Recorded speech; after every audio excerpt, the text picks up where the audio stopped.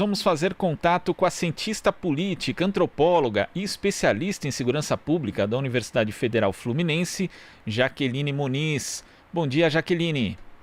Bom dia. Tá me ouvindo bem, você e seus ouvintes? Estamos, você está ouvindo bem a gente aqui? Tô te ouvindo e te vendo. Ah, que bom. Jaqueline, a Hum. gente quer começar falando aqui a respeito da nota, né, do general Augusto Heleno, fazendo uma ameaça quase não tão velada assim ao Supremo Tribunal Federal. Ontem também o presidente Jair Bolsonaro mencionou ali o ministro do Supremo, Celso de Mello.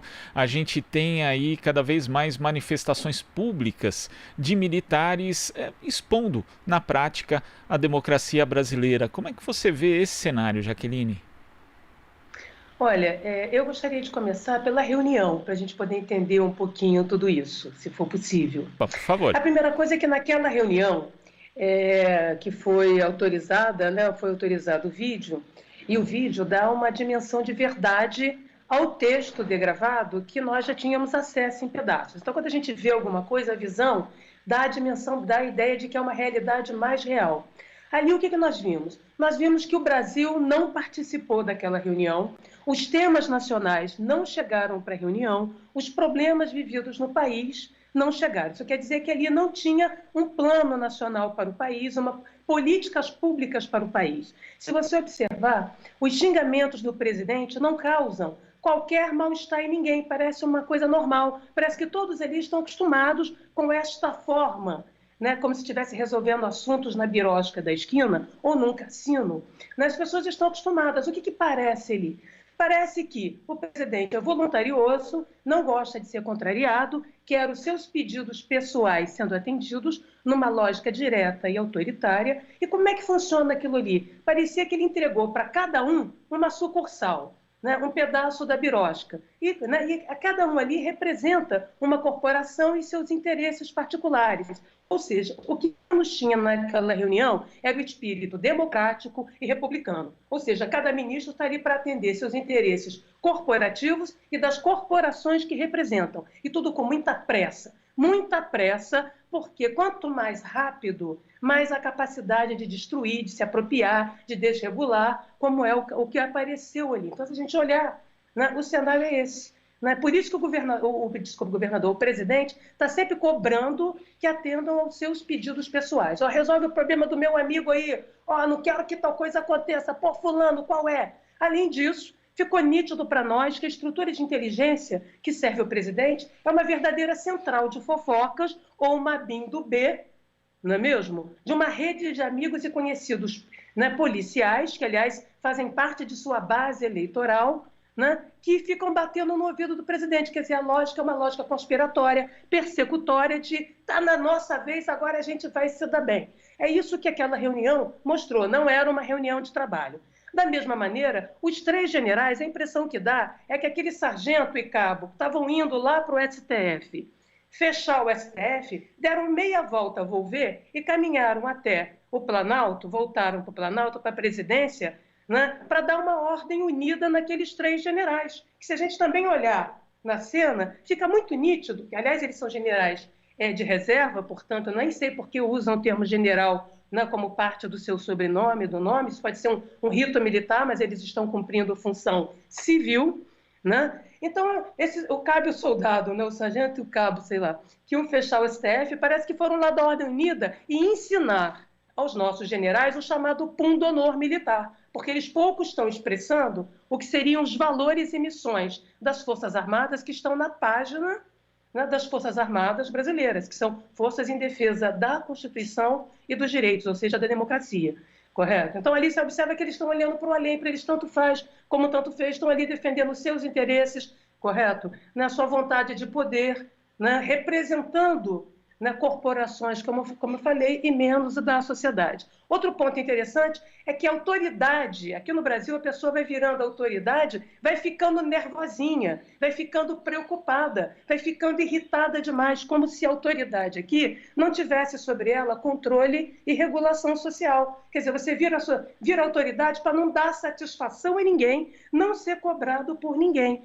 Então já percebeu que é, fulano, o STF vai ou não vai soltar Lula, por exemplo. Reúne um bando de general que ficam todos à beira de um ataque de nervos. Né? Parece o filme do Almodóvar. Fica todo mundo nervoso, o tempo todo mundo nervoso, demandando uma autoridade autoritária. Autoridade no Brasil é essa, que nada faz, né? Mas que está sempre, né, a 1 minuto de ser contrariada. Ora, isso nada mais é do que um apetite autoritário, que suprime mediações, suprime o diálogo com a sociedade, não é mesmo? E a carta do Heleno, do tio Heleno, expressa isso. Curiosamente, na reunião, o presidente, né, detona com as estruturas, as quais ele, de uma certa maneira, rege ali, que é a BIM, né, no Gabinete de Segurança Institucional, né, chamando as inteligências que o país produz para ele de inteligências insatisfatórias, inadequadas para atender os interesses particulares do presidente.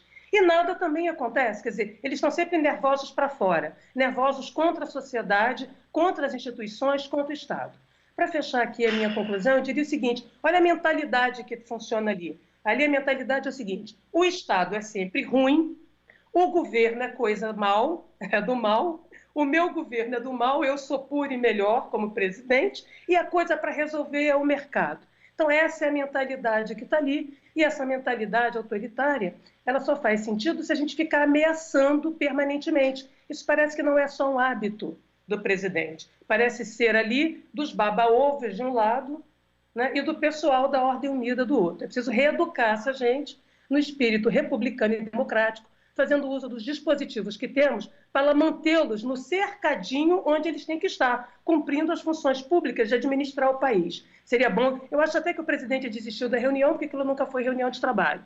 Às vezes que eu estive em Brasília, eu nunca vi coisa próxima ou parecida com isso, correto? Né? De ataques direto aos ritos da presidência da República, a postura. Imagina aqueles garçons que estavam servindo, a vergonha que não dá, o presidente se reunindo e todos ali achando ótimo, né, aquele modo de condução das questões nacionais do país. E o Covid, né, passou longe da conversa. Certo? Até porque morrer com a gripezinha é falta de higiene, não é mesmo? Falta de cuidado individual. Quer dizer, parece que o Estado nada tem a ver com isso. Né? Nem, né? Correto? Então, olha como é grave. Como aquilo é grave. E essa ameaça nada mais expressa os blefes e espasmos, né, de quem não está acostumado a fazer a política no sentido bonito da palavra, e sim ou obedecer, baixando a cabeça por mais forte, sendo subserviente, que é o que eles fazem, viram todos poodles diante dos Estados Unidos e quer brincar de onça no nosso quintal. Tem que lembrar que o quintal é nosso e que a espada que ele um dia segurou, com esta carta patética, também nos pertence. E é isso que parece que nós temos que ficar lembrando o tempo inteiro, e isso é mais que nota de repúdio. Né? Isso é instá-los a responder publicamente, correto? Por arroubos de poder, por mau uso no exercício do poder. Né? O poder não é deles, o poder é nosso, da sociedade e da estrutura do Estado. Agora a gente vai chamar a participação da Marilu Cabanhas. Oi, Marilu. Oi, Glauco. Olá, Jaqueline. Bom dia. Bom dia. Jaqueline, bom, vamos falar aqui sobre, pegando esse gancho, né, da Covid que você acabou de falar, a gente teve em uma semana, na semana passada, 2 mortes de jovens, né, que foram essas mortes noticiadas do João Pedro e do João Vitor antes, do João Pedro, inclusive, na casa, segundo informações, tem 72 tiros, marcas de tiros na casa, né, impressionante. E, inclusive, segundo o aplicativo Fogo Cruzado, nós tivemos aí praticamente 25 mortes, né? Inclusive nesse período, né, da Covid, e 12 foram alvejados em situação, né, com presença de agentes de segurança, e 5 morreram. E, inclusive, são 992 tiroteios perto de unidades de saúde em 2 meses. Esse quadro é bastante alarmante. O governador Witzel determinou, né, depois de algumas mortes, depois de 4 mortes, né, que ele determinou que os policiais evitassem operações durante ações sociais e serviços humanitários, porque aí, inclusive a morte de João Pedro foi durante a distribuição de cestas básicas. Como é que você também analisa, né, esse quadro de violência bastante acirrada nesse período de Covid, né? Enfim, é dramático também a situação nesse campo, né, Jaqueline? Sim, olha, a primeira coisa que nós temos que lembrar que a realidade de uma crise sanitária, ela impõe uma necessidade de controle e vigilância, né? Toda forma de vigilância é uma expressão de controle, né? Para que a gente consiga superar, né, esse problema. Então, esse seria um momento, vamos pensar idealmente, a situação da crise sanitária no Brasil e no Rio de Janeiro seria um momento das polícias voltarem a fazer policiamento e não brincarem de tiro, porrada e bomba, de síndrome do cabrito, sobe e desce morro. Correto? Então, esse é o primeiro ponto, né? Por quê? Porque nesse momento em que a polícia pode resgatar a sua identidade primeira de servir e proteger e parar de brincar de uma falsa guerra. Então, a minha pergunta sobre isso é o seguinte: ora, não só no Brasil voltou a crescer os homicídios durante a pandemia, como no Rio de Janeiro, né, as operações policiais feitas cada um a seu modo, sem um planejamento articulado com o Estado-Maior, correto? Então, o que nós assistimos é uma autonomização predatória do poder de polícia ali na esquina com o guarda da esquina, né? E o que isso parece soar? Isso parece indicar, né, que a economia política do crime não pode parar. A milícia não pode parar de arrecadar com o comércio fechado, não é mesmo? Até porque estamos em ano eleitoral e o caixa 2 de campanha é feito com recursos do crime, em boa medida, certo? No Rio de Janeiro, e não é de agora, tá certo? Então, olha bem, enquanto nós, a sociedade, enquanto as comunidades populares estamos vivendo dramaticamente o risco, né, o risco de morrer e o risco de perder o emprego ao mesmo tempo, sobretudo as comunidades populares, esses atores segmentos veem isso como uma oportunidade macabra de produzir monopólios e quase monopólios ilegais, né, no controle territorial. Isto é muito sério, né? Isto é muito sério. Eu não vou comentar em si o resultado dessas operações, porque essa operação em si ela é inadequada, né? 70 tiros demonstra baixa qualidade tática, péssimo juízo estratégico. Então, do ponto de vista técnico, ela não se sustenta. Do ponto de vista da doutrina policial, do uso qualificado e comedido da força, essa operação é um desastre por si mesma, porque ela não produziu segurança, ela não produziu ou sustentou ordem, ela maximizou insegurança, incerteza e risco com resultado morte. Entendeu? Com o resultado morte. Não há nenhuma doutrina de operação especial de polícia, de SWAT ou em qualquer lugar do mundo que sustente esse resultado patético, que não seja a síndrome do peito de pombo, né, do cara da autoridade da esquina, que acha que pode fazer e acontecer também sem amarras e sem controle. Bom, isso se dá e foi estimulado por um garoto propaganda, que é o Witzel.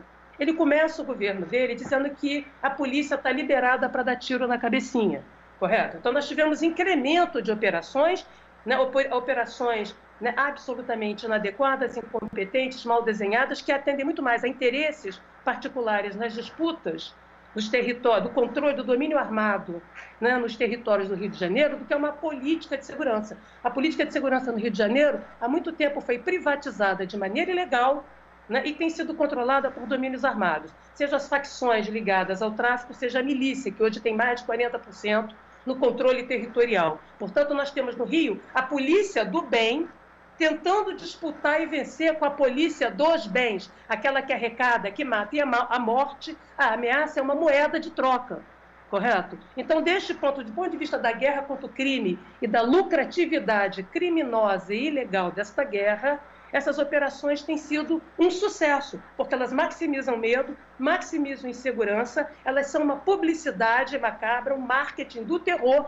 para realimentar essa economia milionária de extorsão, né, das comunidades populares do Rio de Janeiro. Certo? Então, ali se administra gás, se administra luz, os serviços essenciais são terceirizados para o crime e o Estado funciona como uma agência reguladora, né, como uma espécie de grande imobiliária, né, distribuindo alvarás para os grupos armados, né? E isso, o governador é parte dessa responsabilidade, porque na Constituição ele é o comandante em chefe da polícia. A primeira coisa que ele fez foi pegar um gatinho e transformar em onça. Agora, quando ele mete a mão, a onça come o braço dele. Não foi por falta de aviso. Eu avisei que fazer bravatas eleitorais como forma de governo é mostrar que ele está algemado e que alguém sentou na cadeira dele para governar. Se autonomizou o poder de polícia do governante.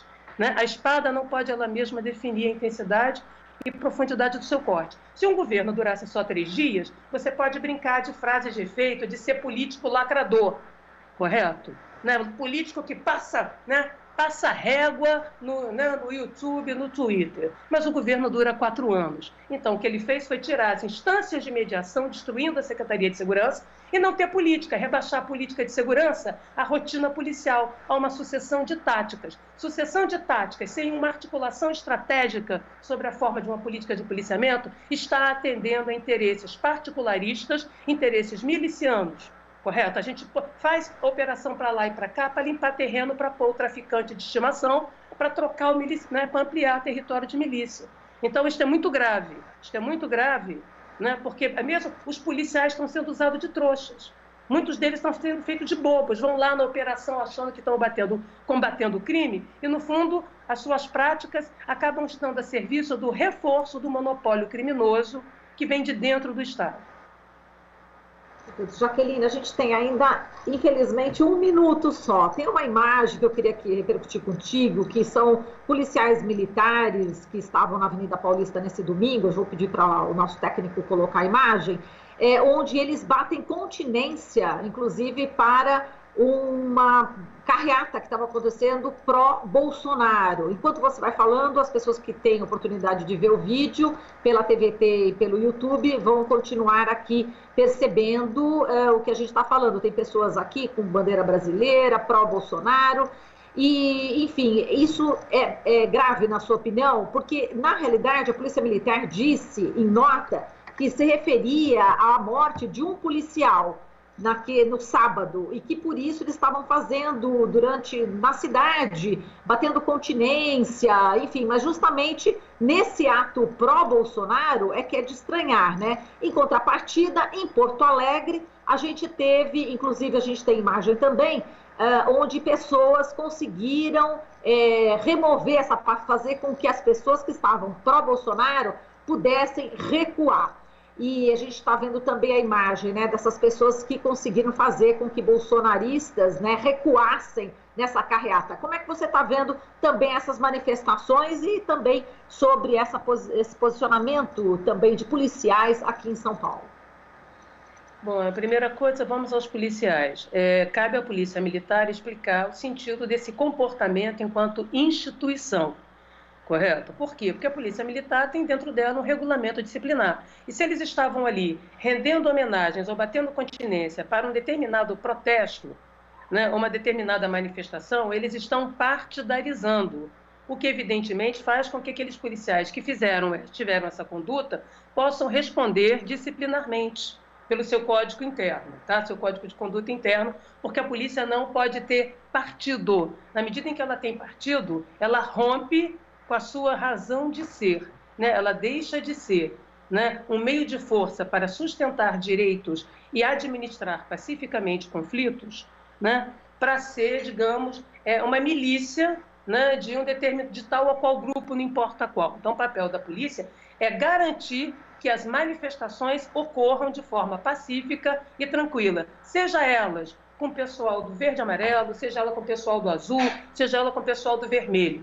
Correto? O que importa é que nessas manifestações você não atente, né, contra tudo aquilo que está na Constituição, porque aí é crime. Então, se dentro de uma manifestação você tiver comportamentos violentos ou que insultem, né, ou que estimulem a violência, ou que pregam a violação, né, dos artigos da Constituição, a polícia vai ter que agir ali, porque ali se trata de uma violação. Mas ela não tem como impedir ou aderir. Porque na medida em que ela aderir, ela toma partido. Ao tomar partido, ela está agindo como capanga e não como uma organização de força profissional, razão de ser da polícia. A polícia foi inventada pelos defensores dos direitos civis, para ser exatamente essa terceira parte a mediar os conflitos entre eu e os outros entre nós. Correto? Da mesma maneira, lá no Rio Grande do Sul, se observou foi uma resistência a determinadas manifestações fascistas. Ali também seria necessário a polícia para garantir as formas de expressão sem violação de direitos. É muito claro que a gente tem que compreender que liberdade no Brasil, liberdade de expressão, não é libertinagem. Você não pode, diante da liberdade de expressão, garantida pela Constituição, a liberdade de opinião, defender né, contra a sua própria liberdade, que é a imposição de práticas fascistas, de valores fascistas, correto? Então há que ter limite nessa tolerância. Tá certo, desculpa só te interromper, que a gente já está no final aqui do jornal. A gente agradece aqui a sua participação. Forte abraço para você, Eu que agradeço. Tá, um abraço para vocês e até a próxima. Política. Até a próxima eu vou passar um batom para parecer bonita, assim igual você. Tá bom, Jaqueline, um beijo, até mais. Falamos aqui com a cientista política, antropóloga Jaqueline Muniz. Você está ouvindo Jornal Brasil Atual. As notícias que os outros não dão.